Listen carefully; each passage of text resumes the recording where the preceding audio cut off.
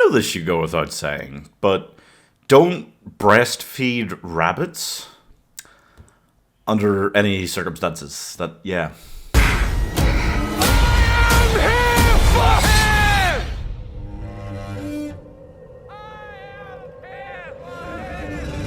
So Starveacre is just the weirdest goddamn thing. Matt Smith and Morphin Clark are a married couple with a young child who has a few anger issues, couple of seizure problems, but I'm sure he's not going to die 15 minutes in. That would be crazy. So Starveacre is about a married couple who've lost a child recently and they're very sad. He's an archaeologist, so he deals with grief by hiding in a tent and digging instead of digging through emotions, which is what she does. But she also starts seeing her dead child around the place. So there's a few problems. This film doesn't tell you what's going on to a really alarming extent. And when a film's trying to do that, normally it's trying overly hard to be pretentious. You can have really interesting, deep messages behind a film while also actually having something going on the surface. Some films like this just refuse to do that. It's an overly quiet film, and if it was trying to use that to ratchet up suspense, I would understand, but it's not really. It just seems to be about sadness. And, I mean, I get it. It's like that sequence in Hamilton, the whole "it's quiet uptown." That's a really sad, quiet part of the musical.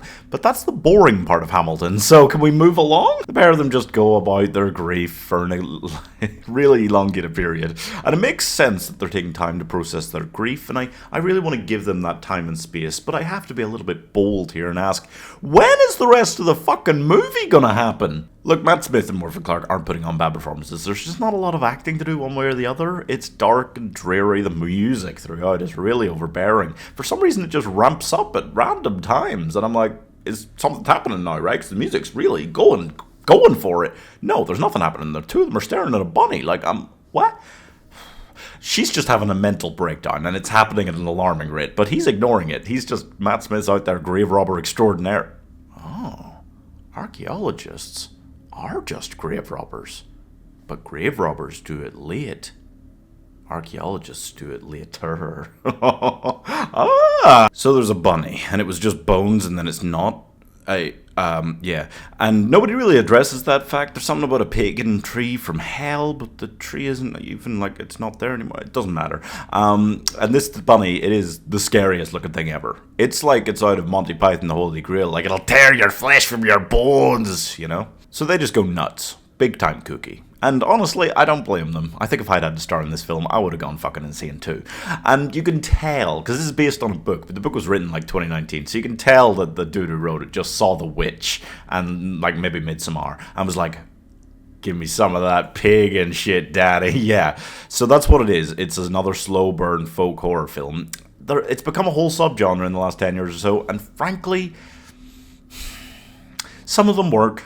I felt like The Witch worked relatively well. I really liked Midsommar. But most of them, they're not good. And this, I couldn't even vaguely describe it as a horror film. As soon as a horror movie is slow burn and less clear than a Scottish winter's day, you know that something's up. You know that it's going to be high critic scores, and it just seems like they're all trying to fit in by praising it. Their critics, they don't seem to have a fucking clue what's going on either.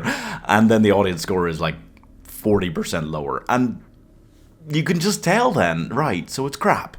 That means it's crap. By the time that it makes itself, a little clearer, it does eventually what's, actually going on. You've been through, an hour of confusing bullshit, and you're just exhausted and tired of it, frankly. So I'm giving Never Trust a Bunny 1.5 stars. How do you think, in your mind, in your actual brain, actual human brain, that your film is still good when you've got a woman breastfeeding a rabbit in it?